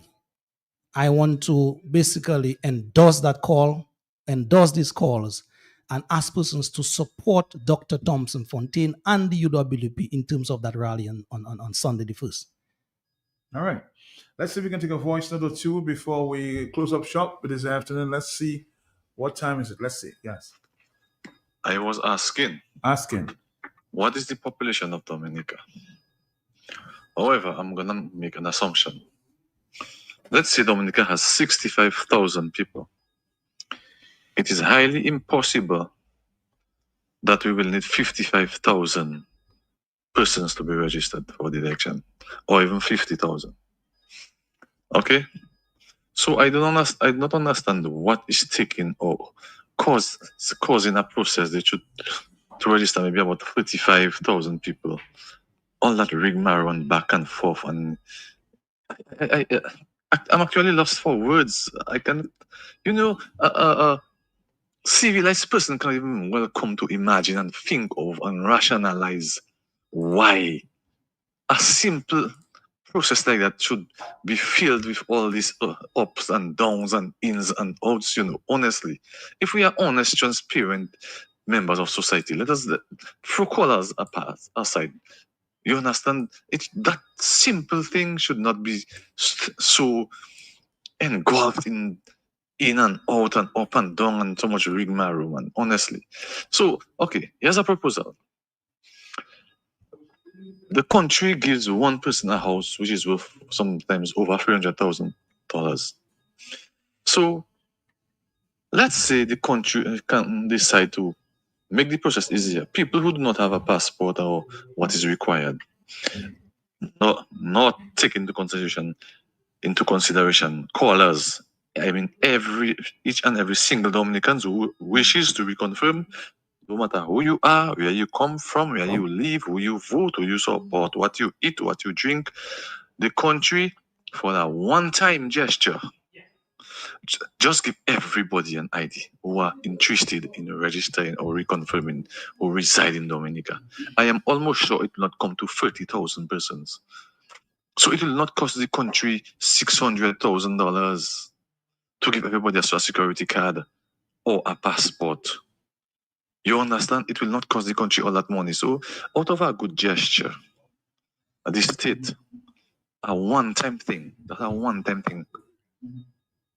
Let's just go down that road now and help everybody. If we say we there for everybody, we helping everybody, we all shall eat and togetherness and always one people, one flag, one love.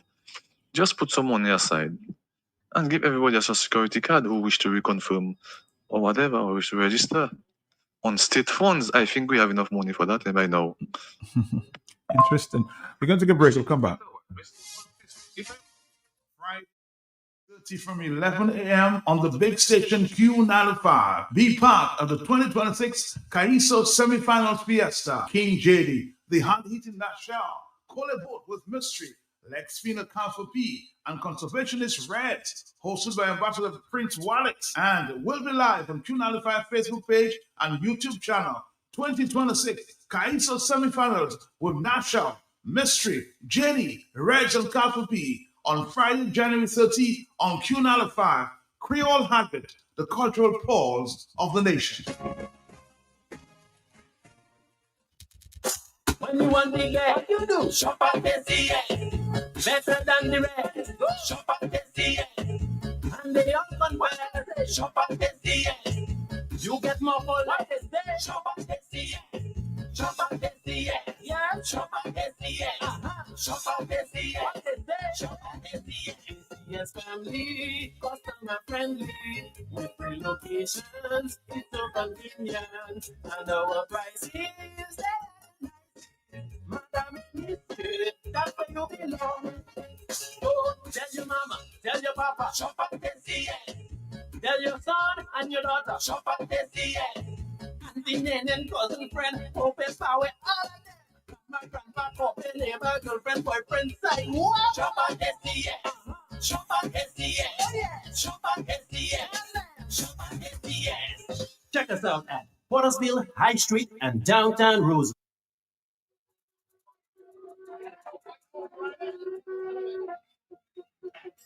Everybody's trying to call, so we don't have too much. I'll give you 16 more minutes because of the interest in this program this afternoon. I'm hoping that you guys don't have any other appointments. So I'm going to give you a few more minutes to wrap it up. Hello, talk to me, yes?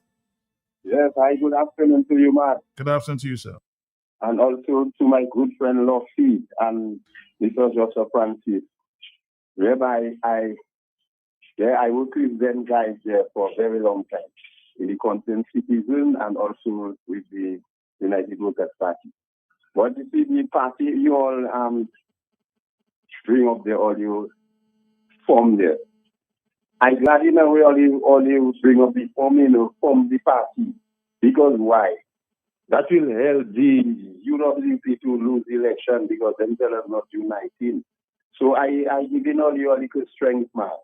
Continue, my brothers, to cut down the votes of the United Workers' Party. Because there is two gangs, the Marigot gang and also the Grandpa gang. And them fellas there, they have to come good for them to win that election under the Labour Party. I will support the Labour Party because why? I used to support the United Workers' Party for a very long time, 25 years. So I'm listening. That's my opinion. All right. We respect your opinion. Any comments? brother German is a brother I know Matt very, very well. A matter of fact, has been in the front line with us a number of years. And based on his sentiments of late, I can see with him. I may not agree with him and his position or his decision. But Brother Jermaine, what I can tell you, brother, I mean to say at the end of the day, things happen. And but I'm calling you back home as it do. Let us do what we have to do as united forces in the opposition. You are forced to be reckoned with, I can tell you that. And where you are, I know you are not totally satisfied where you are. But, you know, a little ego maybe here and there, trying to heal some wounds. I understand that. But we'll talk. All right? Just take it easy, brother. Take it easy. Thank you. Somebody's asking the question there and insist I ask the question. Ask your guests, including Lofty and Mr. Joshua Francis, if the United Workers' Party has a stronger candidate in the constituency, would you remove your candidate? Because you guys have not established all candidates all around, and I don't think you've ever decided that you're going to run every constituency. But the person is basically asking, let's say you decide you're running Point Michelle and the United Workers' Party has a stronger candidate. Not the Labour Party has, the United Workers' Party has a stronger candidate than the UPPs. Would you withdraw? Well, first of all, Matt, let me say those type of discussions are not appropriate in the public. But to give is it a comment that was made? A question that was asked by someone. To answer that, I would say that we would do what is in the best interest of the opposition. Sure. Our objective is to form the next government of Dominica. And when I say we, meaning the opposition, and therefore we will make decisions which is in the best interest to satisfy that objective. Hello on the telephone, yes. Yes, good afternoon. Good afternoon. Greetings to everyone present. To you, yes, greetings, yes. So I just want to say to you, to Joshua, to Lofty, and to everybody that is educating the Dominican public, continue to do so. And no matter what comes up against you, Mr. Joshua, just keep yourself strong. Because I already called earlier on asking a question there. And then question there is just going back, you know. Sometimes we have to go back to go forward, but some back putting you off track. You understand? And I want to tell you one thing. It's only Satan that remembers the negative thing. Because Satan has no knowledge of what your future is going to be. You understand? And what I'm telling you is scriptural. Because if you take, for instance, Job, when Job was tested, Satan had to consult with the Most High. And if he knew exactly what the outcome would have been, he would never challenge the Most High concerning Job. You understand? And I'm saying that to say, step forward, my brother. Unity is the key, and that's the only tea we should be drinking. Unity. Give thanks. Thank you very much. And it's the only tea we should be drinking now. I like that. It's unity. Give thanks, brother. I would like to taste that tea that you call unity. On the telephone, 449-3095-96 and 97. We're going to take a quick break when we come back. Yes, go ahead. Yes, as we are waiting some, or you're going to take that break. Just before that break, I want to alert the public of a public meeting. Okay. That will be held next Tuesday. That's the third, the second? That's the third. The third. Next Tuesday, somewhere in the Funkoli area, we will have a public meeting spearheaded by the United Progressive Party, and we are calling all and sundry. Whatever party height you are, please support the cause. At the end of the day, as I said before, we are all in this together. And so persons have been calling, what are you guys doing? We have done couple meetings already publicly across the country. And so this is such another one to give you an opportunity to come and, be part. What about the calls? You guys should be more militant on the ground. I've heard that call. Yeah, I agree. We should be more active on the ground. We should be meeting more people, So engaging more people, building more relationships. You don't like the word militant? It's a good word. Militancy, as I see it in that respect, is to go on the ground and to meet with the people, build relationships, get to know what they're going through, take note of their needs, their concerns, and to address them. And we have to be doing that all around the country. That is the most effective type of campaigning. And it's not just politics, it's about caring for people. And that is why I'm here. That is why Lofty Dura is here. That is why the United Progressive Party was formed, because we care about people. We want lives to be better. And we can only know what somebody is going through when we meet with the people and in the privacy of their homes. Because sometimes you meet somebody in town, person will call you up and say, Joshua, good work. But when you go into the person's home, the person can sit with you and say, Joshua, this is what that I've been going through. This is what I would like. This is what I would dislike. It's about people's interest and the country's interest. And that's why we're here. So in that regard, yes, we have to be more militant. The militancy that some of your callers may be talking about as far as protestation, that has a place. We have seen that in Dominica. And if for some reason or the other, we have to call on the people to come into Lago or anywhere to converge, to stand for a cause, it will happen. But as it is right now, the UPP is in the building process. We are building capacity. We are building organizations. We are building relationships. Ultimately, when we are part of a new government, we will add value to the construction of a new Dominica, a new economy, to brand Dominica as not just the nature island of the Caribbean, but the nature island of the world. The vision we have for Dominica is to push our natural resources to make Dominica unique or more unique in the world, to make Dominica the place where people can look into and say, I want to go there. I want to live in Dominica. I want to be part of Dominica. We have the water, we have the soil, we have the people. It doesn't matter having a vision. The vision we have is to make Dominica the nature island of the world, to develop a niche where people who want to come in to invest and to live. I had that conversation recently. Prime Minister, about 2 years ago or so, when you won again, I was on a program with you where you were being interviewed, and you said that this was going to be a halfway sort of thing. You weren't going the full 5 years. You're halfway there. What's happening next? What's happening next with Roosevelt Skerritt as Prime Minister of Dominica? Yes. I ask myself a question. I ask myself the same question all the time, you know. Let's answer it today. Yeah. Yes. The party has asked me to whenever I'm asked a question, that I should refer that question to the executive of the party. So I will defer the answer to the president of the Global Party, Ambassador Lanton. Is it that in the current space of the Dominica Labour Party there is absolutely no one who can succeed Prime Minister Roosevelt Skerritt as the leader of the Dominica Labour Party at this time? Are you saying there's no one to succeed him? Most definitely there are other. Or are you holding him hostage? No. Most definitely there are other people who can lead Labour. But Prime Minister Skerritt, he has an insatiable appetite to serve, and that is the strength of the Prime Minister. He is not interested in being in power. He's not interested in the accolades. He's interested to serve. I have not seen anybody else in the Caribbean. Yet, Mr. Nanton, he remains in power after saying that he would give it up. Yeah, because the people have asked him to lead us. All right, so I just want your quick comments on that conversation there taking place with this Grenadian gentleman. What a laugh. Yeah, that was a good question and laughable answers. I mean, as usual, there was deflection. The Prime Minister once again placed the onus on Mr. Nanton to answer a question which he's supposed to have answered. This was personal. This was not about whether people were calling him or not calling him to be the leader. He had given the undertaking to the nation that he would serve up to April of 2025. Yes. April 2025 came, he changed his position, which he has a right to do.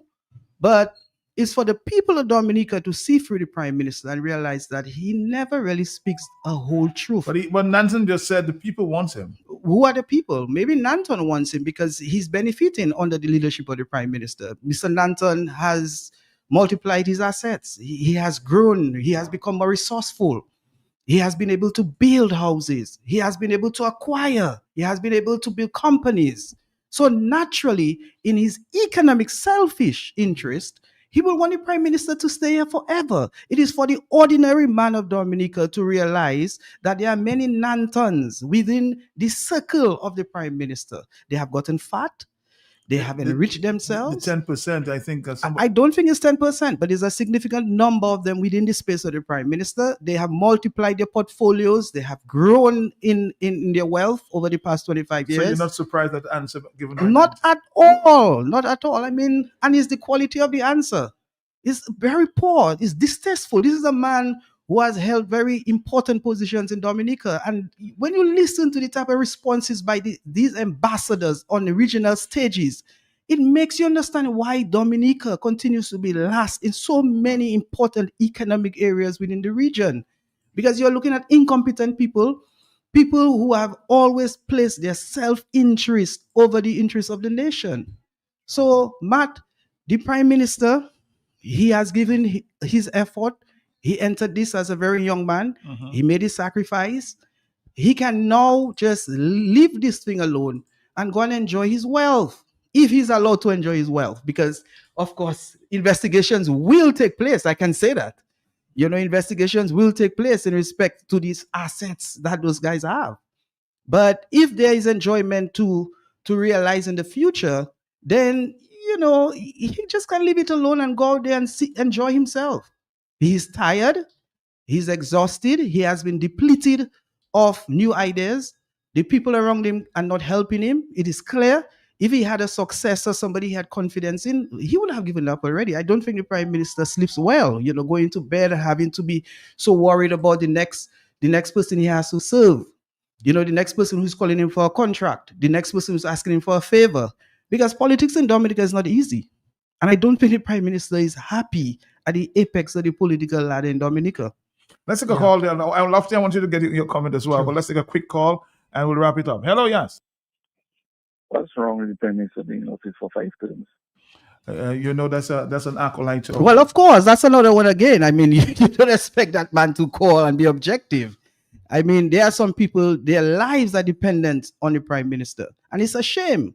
When you have a gentleman who served in a capacity as a police officer, one would have thought he would have invested, and now he just can go and stretch his leg and enjoy himself. But these guys have to song like that.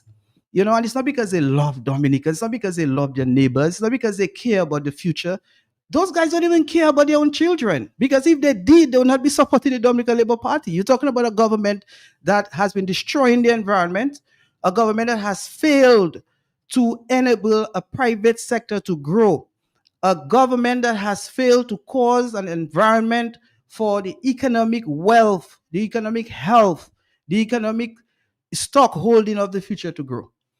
That is what they support. So they don't care about the future of Dominica. They don't care about the children of Dominica. They don't. Lofty, can we take one more call before you answer? No problem. Okay. Hello, talk to me, yes? Quickly. Caller, quickly. No, Lofty, let's wrap it up with you at this time. Matt, we have 2 minutes. Yeah, I want to first thank, what's her name? Calistra, the journalist from Grenada. Yes. To asking Roosevelt Scary the question. And you heard him when that question was punched at him, how he started to back. And obviously political deflection. Now he threw it back on Nanton. Nanton threw it back on the people as to who people we up to now we don't know. Nanton said Roosevelt has an insatiable appetite to serve the people. But I really think Nanton wanted to say Roosevelt has an insatiable appetite to serve himself. Yeah. Because that is what he has been doing for the past 25 years. And the Dominican public, by and large, the people who matter, the human resource of this country, have been struggling. It is clear to see, Matthias Pelty. It is very, very clear to see. And so that is why we are calling on all Dominicans, those of you who are, whatever right you are. I don't classify Dominicans as rights. I classified Dominicans as Dominicans. Okay. Because our country should take center stage, should be focused in our mind as to its development and further development as we move towards the future. 25 years of that, Matthias Pelty, is more than enough. You heard the gentleman call a while ago. What he said? Words to the effect, what if Roosevelt No, said, he said, why can't Roosevelt Skerrit serve for 5 terms? man, that is one of the hallmarks of a dictator. It is by staying on the backs of the people in an indefinite way. That is an hallmark of a dictator. And so right here in Dominica, we have bred our own little Mussolini and others across the globe. We are doing that right now. And if we don't do what we have to do whenever it presents itself, we will be singing the songs, or history will be written in books and say Dominica had its own dictator in the name of Roosevelt Skerrit that served for 40 some. He said it. He said it. He wants to be there till 2050. And basically, I'll give it 30 seconds. The writing is on the wall, and Dominicans must attend to our business. It is high time. It is past time. And so Dominicans, now is the time for us to put those little petty, negative, trivialities things aside and let us focus on country. And by all stretch of the imagination, we really realize our goals. Yeah, definitely, Lofty. 30 seconds. Definitely. Well, Matt, once again, we want to thank you for allowing us to be here this afternoon. We want to reach out to the executive and members of the United Progressive Party. We want to thank you for your sacrifice to serve. We want to thank every Dominican who understands what we are involved in, and that is to cause a change of government in Dominica. As Lofty rightly pointed out, this government has been around for a long time. It has been ineffective. We need a change to bring effective governance. We need transparency. We need accountability. We need to rid corruption out of Dominica once and for all. And hopefully at some time, Matt, we'll talk about an anti-corruption act. We need to legislate anti-corruption in Dominica, because for too long we have certain persons just taken from the country, bleeding the country, all about self at the expense of the country. Once again, our vision is to build Dominica as the nature island of the Caribbean, to develop a niche, to make Dominica the food basket of the region, organic. We want to develop Dominica into a greater green space, a green economy. Everything has to be sustainable to coexist with our environment, conserve our environment, and to ensure that everybody enjoys prosperity, to make Dominica the best place in the world. Matt, thank you. Thanks to all your listeners. God bless Dominica. God bless you too, guys. Have a great weekend. Thank you very much. Thank you. Thank you. We're here with the full team from the electoral office today. The chairperson of the commission, Mr. Tom. You absolutely, the young gentleman who has a heart of gold, making cruel, being self-centered and cold. Many men in this land, many organizations fought for freedom and justice throughout the land. When they have power and authority, they don't give a damn about nobody. Prostituting the island, to all and sundry, they peddling my people's right. Exploiting no question, less freedom or suffering. I wonder how we survive. Take it over, my friend. Take it over again. Take it over, don't vex with me, shorty. Take it over, I'm saying as a sin. Oh, we can't live to buy. Murder the price too high. Malnutrition killing the children while the adults starving. Yet the price is rising without control. Young man begging bread by the side of the road. And chamber of commerce in this land, I tell you, they don't give one down. The more we try to economize, the more cost of living rise. When they have power and authority, they don't give a damn about nobody. They prostitute in the island, milking the land dry. They're making my people starve, exploiting, oppressing, less freedom or suffering. This thing just can't go on. Take it over, my friend. Take it over, carefully again. Take it over, don't mess with me, shorty. Take it over, I'm singing as I sing. Work we can able to find.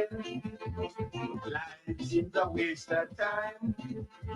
Nothing to do but sit around the corner line.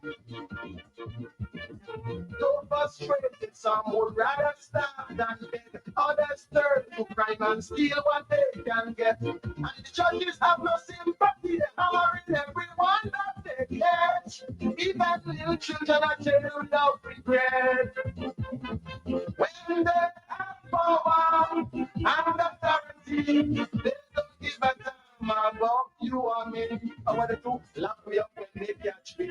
Smoking a little tampy while the social rich are freed. Exploiting oppressing less freedom or suffering. A poor man's life is really hard indeed.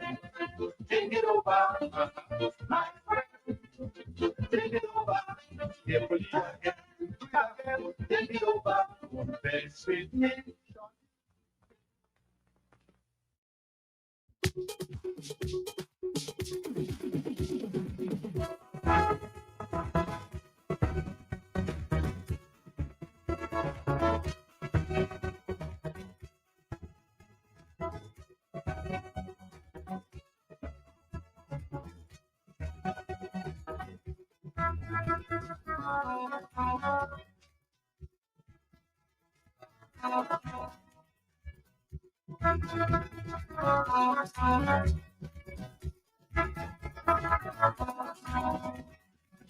I used to sit down and wonder what kind of woman turns me on. But I was too young to know that some women sweet and strong. Nowadays it isn't so. And I have to run, and I got to know the different ways and different looks in which you could find a woman. I want to know your opinion. But from another woman with big bottom, plenty hits, and looking alright. I'd love that woman who thick and strong, plenty fit, and love to go all night. I'm glad I don't have to search no more. That woman, I could really grab. She's bad, I still don't even know what she did last night. That had me sweating, had me begging, starting no more, no more.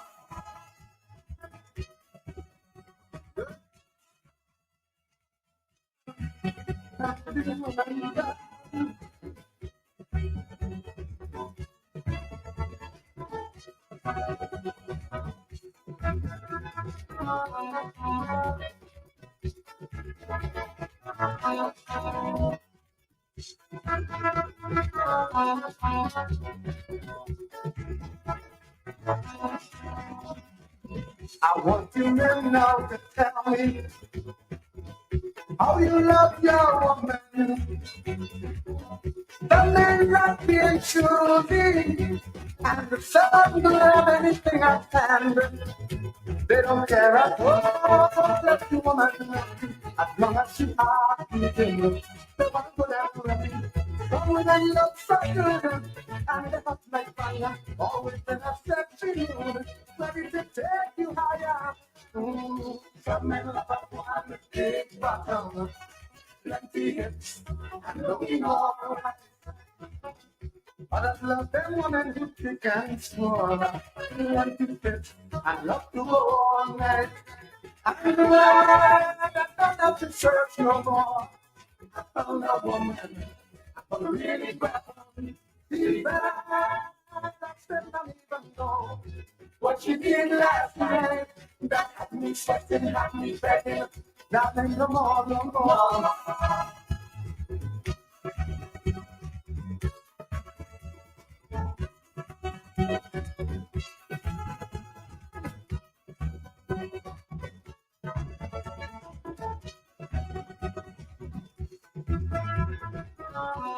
This is Caribbean Vibe.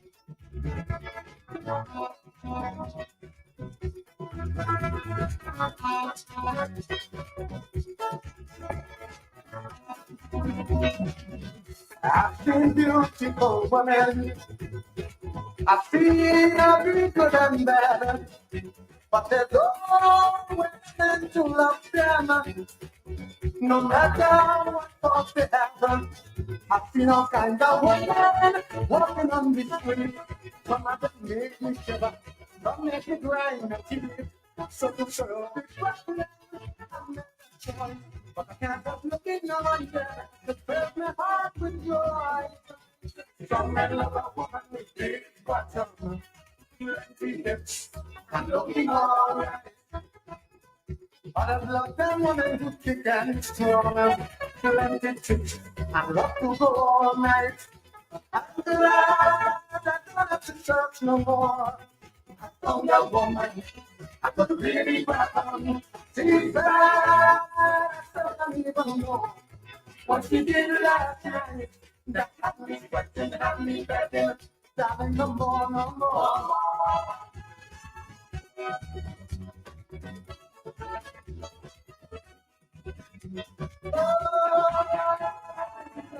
Woman.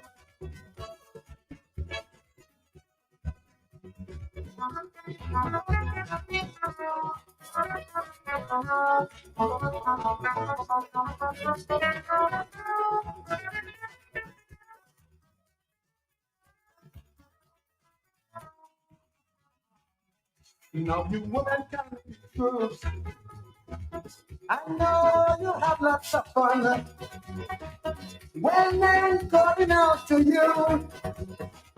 As you go walking along, just in your tight pants, showing off your figure, telling all them secrets, honey, it's just like sugar. Letting joy saying all these things. Don't you like to give me power?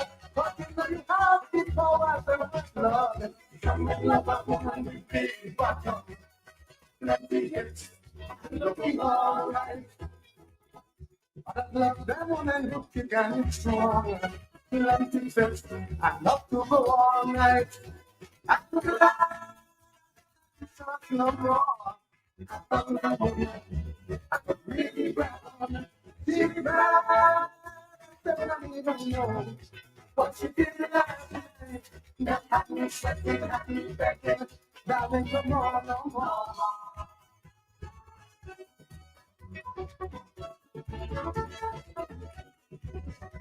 No,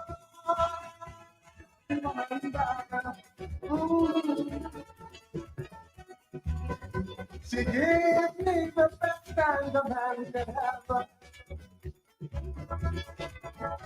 Ooh, she's sweet, she's kind, she's nice, she's everything a man could have. Oh, I'm glad I don't have to love no more.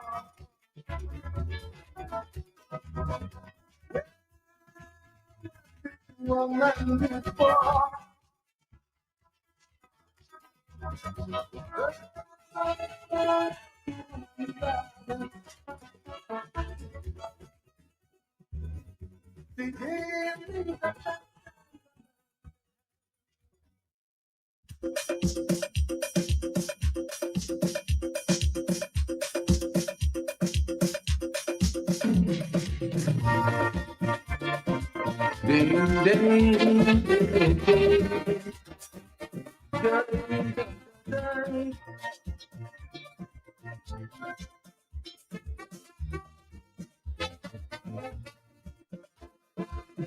I've met many people trying to make confusion, trying to put Baron against me.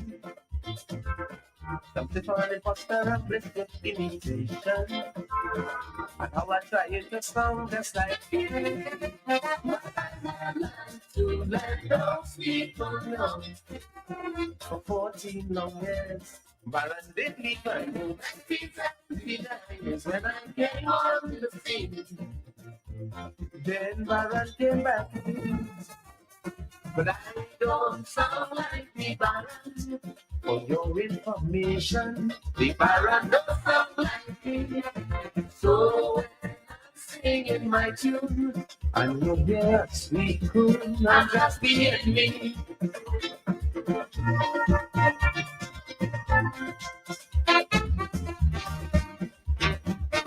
Even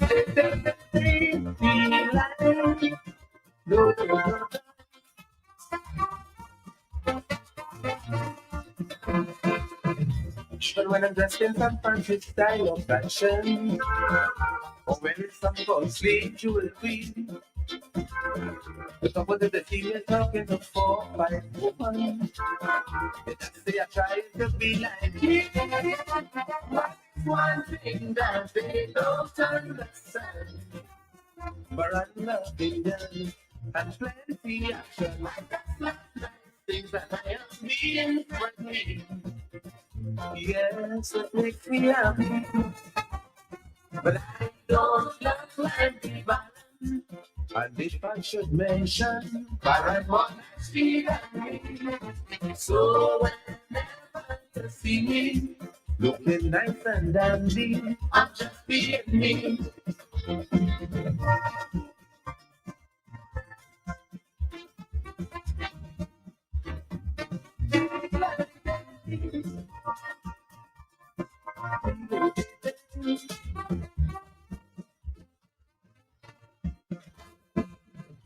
I and Baron brothers, each other's brothers.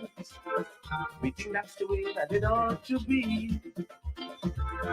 But through jealousy, some people just getting hurt, right? And it's like to make a controversy. We bought up and all trying to be through. And the question is, what more than you? Feelings no put my on.